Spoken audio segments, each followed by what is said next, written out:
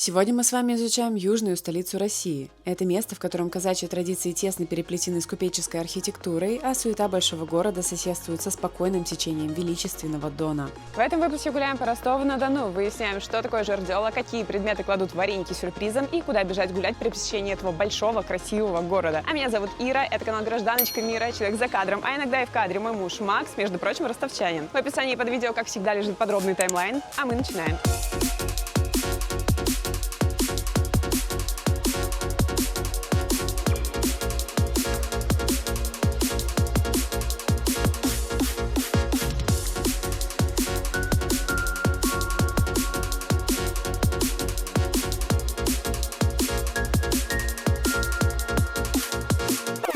Совсем чуть-чуть истории. Ростов-на-Дону был основан в 1749 году как Темирницкая таможня. Это место выбрали для контроля торговли с Османской империей и охраны южных рубежей России. В 1761 году рядом с таможней построили крепость, названную в честь святого Дмитрия Ростовского. Далее в 1778 году Екатерина II переселяет сюда крымских армян, и в 1779 армяне основывают рядом с крепостью город Нахичевань-на-Дону. Город быстро растет, как и поселение при крепости, и в 1796 году все это великолепие официально получило статус города под названием Ростов-на-Дону. Приставку с названием реки город получил, чтобы не путать его с Ростовом Великим. Нахичевань тоже была с приставкой на Дону, так как в Армении тех времен уже имелся город Нахичевань. К середине 19 века Ростов все еще был небольшим, всего 14 улиц и немного каменных зданий. Но благодаря удобному расположению, порту и железной дороге город превратился в крупнейший деловой центр юга России. К началу 20 века в Ростове действовало уже более сотни предприятий, от судостроительных заводов до табачных фабрик. В 20 веке городу пришлось несладко, и мы к этому еще вернемся, но после революции и войны город восстановили, и сейчас Ростов сохраняет статус крупнейшего города на юге страны с населением свыше 1 миллиона 140 тысяч жителей.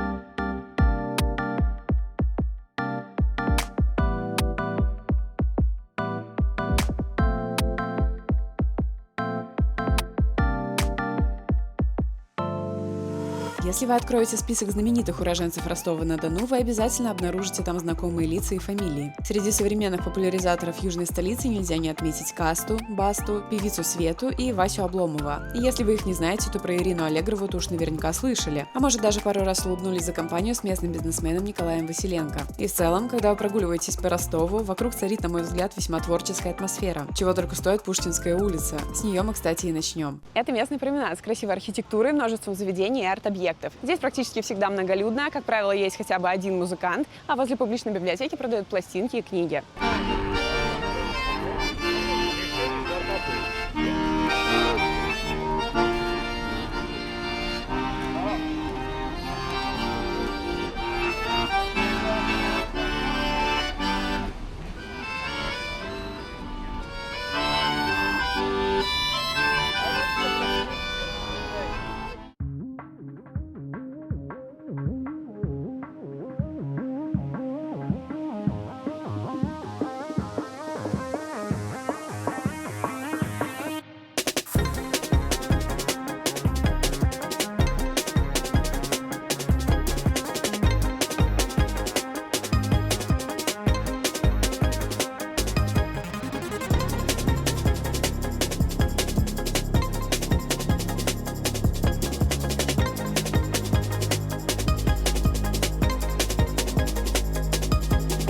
Кстати, книжный развал на Публичке – это прям отдельная достопримечательность. Сюда можно принести свои книги и купить что-то взамен. Здесь попадаются и довольно редкие экземпляры, которые давно не издаются. Цены крайне социальные, иногда даже слишком. Раньше здесь просто стояли столы с сотнями книг. Таким образом, развал проработал не один год. В 2017 году власти решили в прямом смысле прикрыть эту лавочку, но жителей Ростова это не устроило. В защиту сей ярмарки создали петицию, собрали подписи, и в итоге развал был спасен. Но владельцев обязали сменить формат и построить павильон. Таким образом, ростовчане сохранили книжный развал в списке изюминок города, и любителям литературы я настоятельно рекомендую сюда заглянуть. Что до библиотеки, то внешне здание выглядит весьма монументально и будто бы по-советски, но на деле она построена в 1994 году. Друзья, в библиотеку можно зайти в качестве туристов, просто погулять по этажам. Для этого берем вот такой вот гостевой билет, и все, ходим, смотрим.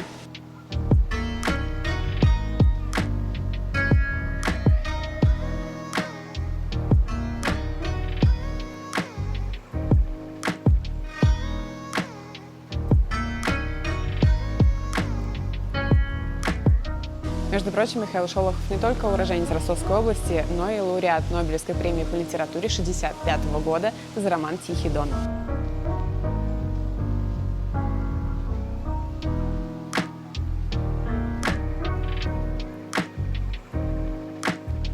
Друзья, мне даже не верится, что мы гуляем по библиотеке.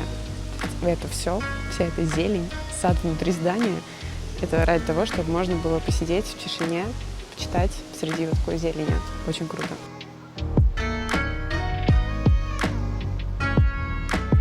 Ребята, если вы неподалеку от библиотеки, обязательно зайдите и прогуляйтесь по ней. Мало того, что очень красивый главный зал, так еще и на остальных этажах есть и постоянные, и временные экспозиции. То есть здесь выставляются местные художники, либо какие-нибудь училища со скульптурой. Здесь все время есть что-то интересное, есть на что посмотреть. И если вы будете в разное время заходить в библиотеку, это будут еще и разные выставки. И, кстати, бесплатно. Просто посмотрите, какая красота. Это выставка Ростовского художественного училища. Соответственно, указан автор под всеми картинами.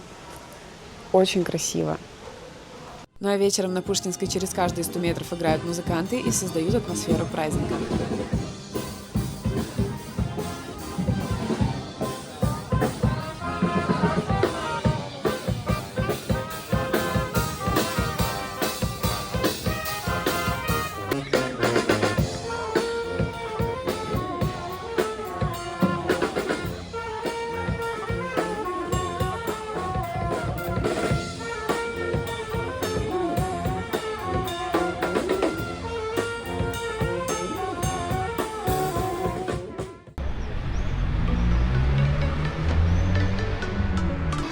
Ребята, в Ростове сегодня забег, и прямо около нашего дома практически выставка ретро-мобилей.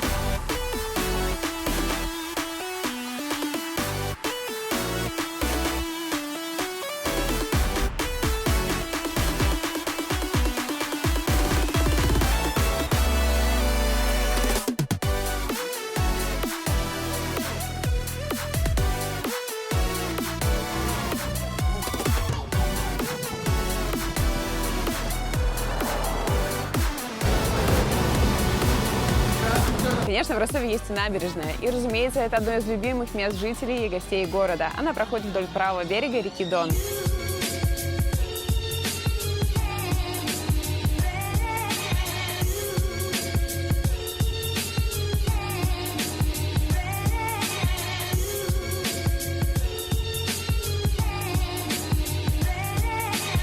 Еще одна необычная достопримечательность города – это склады купца Парамонова, проще говоря, парамоновские, ну а точнее их руины на набережной. Они построены в конце 19 века для хранения зерна и других грузов, шедших через ростовский порт. Склады были оснащены системой естественного кондиционирования. Из стены земли до сих пор бьют родники с температурой около 9 градусов. Это не давало зерну портиться даже летом. Во время войны склады пострадали от бомбардировок, ими никто не занимался, и со временем они окончательно обветшали. Во времена моего детства в этих комнатах, скажем так, находилось прям большое количество воды. И ребята приходили сюда, залазили вот на эту крышу, вот так высоко реально, и прыгали туда вниз в воду. Глубина там была небольшая, там чуть больше, где-то по пояс, где-то, может быть, там по грудь. Вот, и при этом никто не разбивался, все нормально это выживали. Относительно недавно здесь откачали воду. Хотели построить на этом месте спа-центр. Стройку отменили, но реставрацией так никто и не занимался.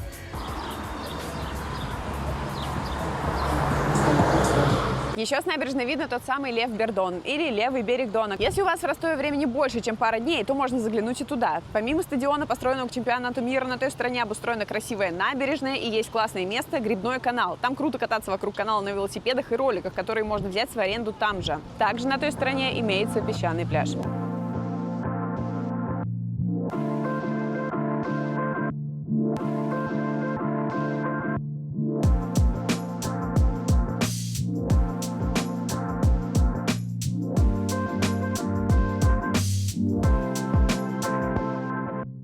Параллельно Пушкинской идет улица Большая Садовая. Еще одно обязательное место для прогулки по городу. Если Пушкинская довольно тихая, зеленая и спокойная, то на Большой Садовой уже в полной мере ощущается жизнь большого города. Это широкий проспект с красивыми магазинами, ресторанами и огромным количеством исторических зданий. И важно, гуляя по центру Ростова, очень важно смотреть не только вперед, но и наверх.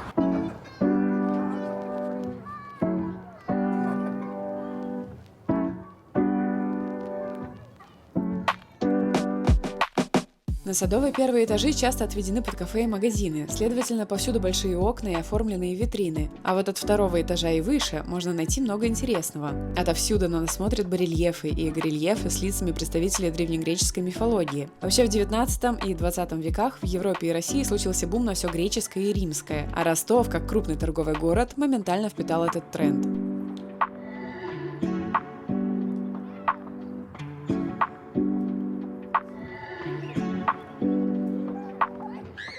Мы идем по этой большой Садовой, и мне хочется заворачивать во все углы, потому что я куда ни посмотрю, очень красиво, везде красиво. То есть то, что я вам показываю на видео, это просто маленький процент от того, что здесь есть. Если я буду снимать вообще все, мы с вами с этой улицы никогда не уйдем.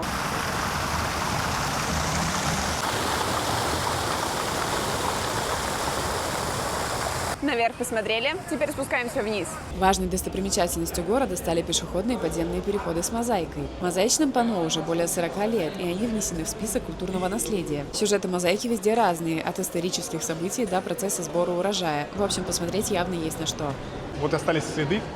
Здесь в 90-е все было закрыто ларьками, таким продавали всякий ширпотреб. И вот относительно недавно все эти ларьки снесли, и теперь можно любоваться этой красотой.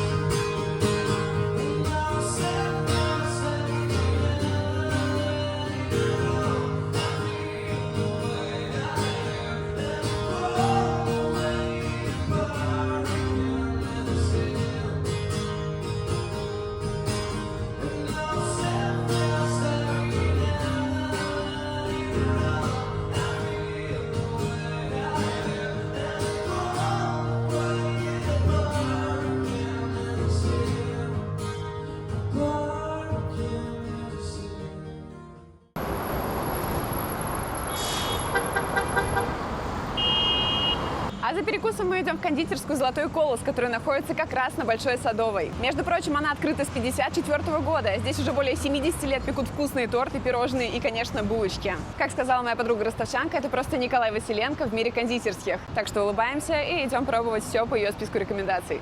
Ого, как красиво! Тут есть вот такой зал и еще один зал. И я пока не поняла, куда нам нужно. Давайте посмотрим, что есть тут. Так, есть прейскурант. Здесь даже подают вино и ром. Закуски, салаты, гарниры, блинчики. И много красивых пирожных. Но помимо тортов, друзья, вы просто посмотрите, как красиво. Это просто кондитерская, понимаете? Здесь даже цены, обратите внимание, пирожное стоит 75-85 рублей. Есть грибочки за 36. То есть более чем приемлемо, по-моему. Друзья, просто посмотрите, какой у нас случился роскошный стол всего лишь за 500 рублей. Так.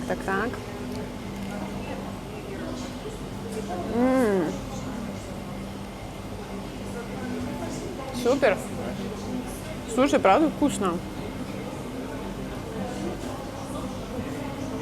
Мне даже не верится, правда, что в 2025 году можно купить столько десертов на 500 рублей. С чаем. Еще и с чаем.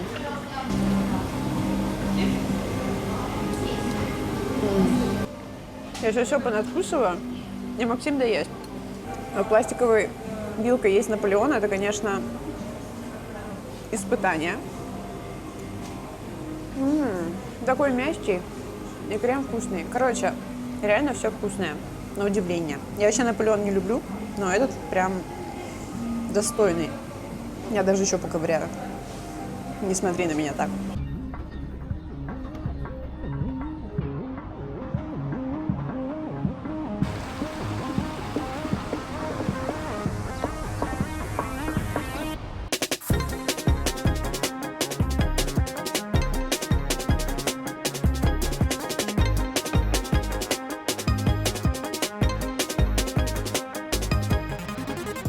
Как в простонародье называется памятник? Яйца. Почему? Не знаю. Дамы и господа, представляю вашему вниманию собор Рождества Пресвятой Богородицы. Тут, кстати, надо сказать пару слов. На этом самом месте в 1781 году построили одноименный храм, который спустя 10 лет сгорел после удара в него молнии. В 1795 году уже была построена новая церковь, которая вскоре доросла до собора. Рядом красивый пешеходный переулок и центральный рынок. Рынок здесь, кстати, еще со времен основания таможни, то есть еще до момента, когда город получил свои статусы и названия. Конечно, он многократно перестраивался, но все равно сохранял свое назначение. В войну был полностью разрушен, и на месте руин в 60-х снова построили мясной павильон, а последняя реконструкция 90-х возвела рынок в нынешний его облик.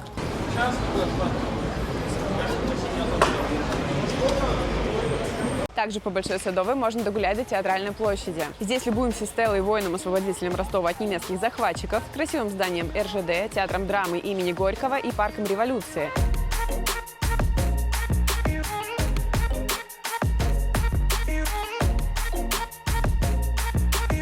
Ну а чтобы разглядеть все поподробнее, бежим на колесо обозрения. Товарищи, ну что, платим каких-то 350 рублей, и вот уже есть посмотреть на Ростов-на-Дону сверху. Между прочим, ростовское колесо обозрения третье по размеру в России.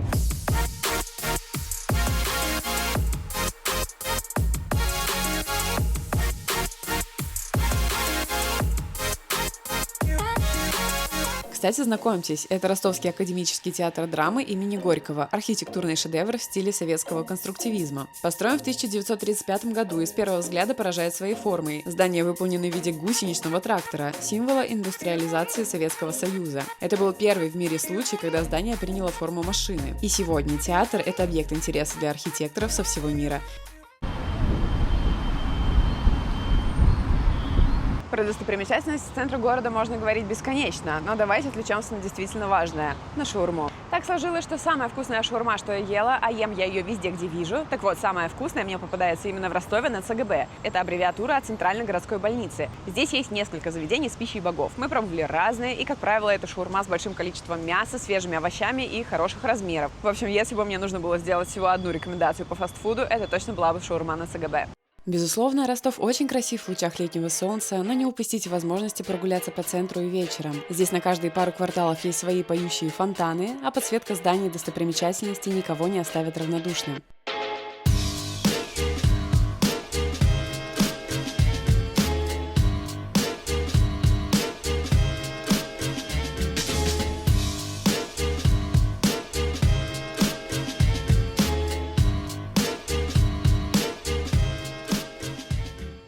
В Ростове есть свои локальные обычаи и даже словечки. И, если честно, до знакомства с мужем и визита в Ростов я даже не слышала обо всем, что вам сейчас поведаю. Начнем с моего любимого – синеньких. Я, как поволжский житель, никогда в своей жизни не использовала, мне кажется, это слово. И даже не догадывалась, что где-то на просторах моей родины так называют овощ, который даже вовсе не синий. Речь про баклажаны, которые скорее даже фиолетовые. Но если вы на местном рынке попросите синеньких, то никто вас не переспросит и даже не поменяется в лице. Кстати, не на рынке, а на базаре, потому что в основном здесь употребляют именно эту версию.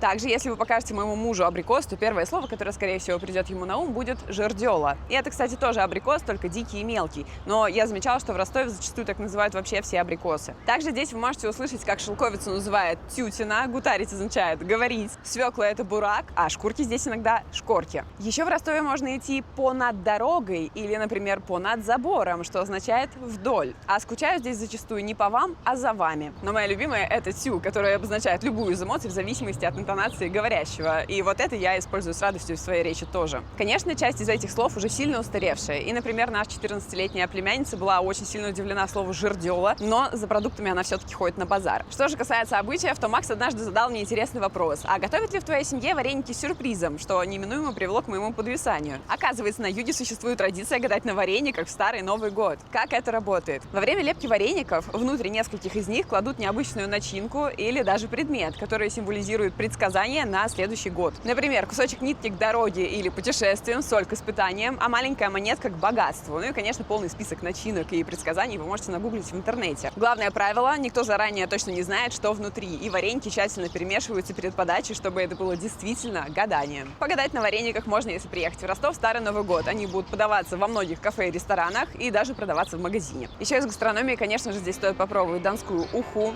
раков и местную вяленую рыбу.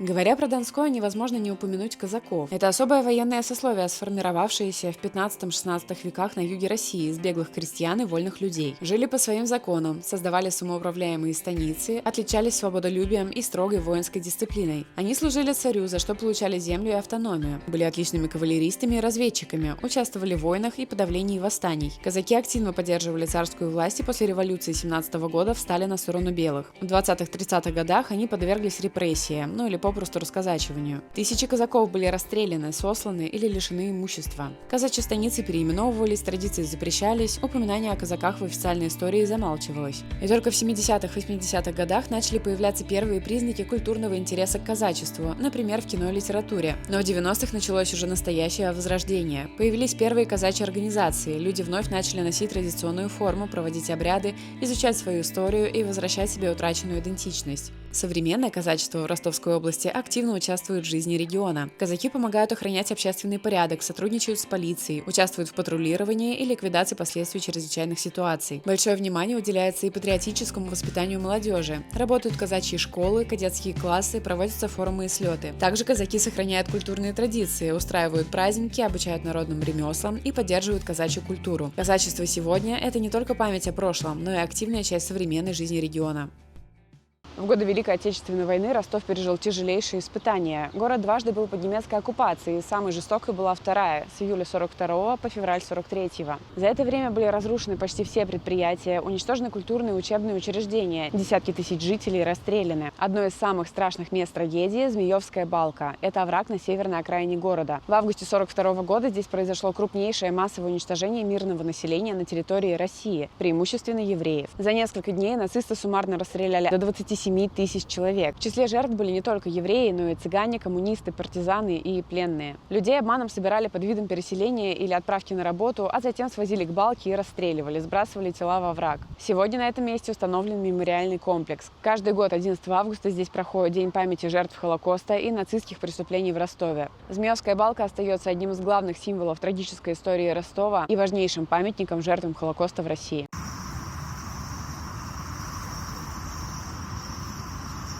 Но если вы обижали уже все места по списку, то перед вами неминуемо встает вопрос, что же еще посмотреть? Действительно, в Ростове очень много интересных мест, и если мы пойдем по всем, то выпуск затянется часа на 2. Мы показали лишь верхушку айсберга. Ну так что же есть еще? Например, местный зоопарк, которому в 2025 году исполняется аж 98 лет. Это действительно большой парк, в котором содержится более 500 видов животных, многие из которых краснокнижники. Зоопарк участвует в международных программах разведения исчезающих видов. Также можно съездить поглазеть на самое старое здание в городе. Это армянская церковь Сурбхач 1792 года выпуска. От центра города на транспорте можно доехать примерно за час, на такси минут за 25-30. Театры. Мы с вами уже видели драматический театр по форме и подобию трактора. Так вот, есть еще большой музыкальный театр в форме рояля. Есть еще масса театров поменьше, и театралам перед поездкой в Ростов хорошо бы заглянуть в афишу. Также к вашим услугам ботанический сад, многочисленные музеи, галереи, арт-пространства и парки. Кстати, в одном из парков, а именно в парке авиаторов, в 80-е свирепствовал серийник Андрей Чикатило. Так что любителям true crime есть куда заглянуть. Если вы уже изучили Ростов вдоль и поперек, то можно отправиться в соседний уютный и романтичный Таганрог, а на пути в него заглянуть в археологический комплекс Танаис. Или можно отправиться позагорать на карьеры в Ростове или области. Есть еще куча интересных мест, потому найти что-то для себя здесь может каждый. А вам спасибо, что досмотрели это видео до конца. Я традиционно надеюсь, что вам было полезно, красиво и интересно. Прошу вас поставить лайк и написать комментарий в поддержку канала. Ну и, конечно, подписывайтесь, мы постоянно путешествуем и радуем наших подписчиков новыми интересными видео. А я с вами прощаюсь, увидимся в следующем видео. Пока-пока!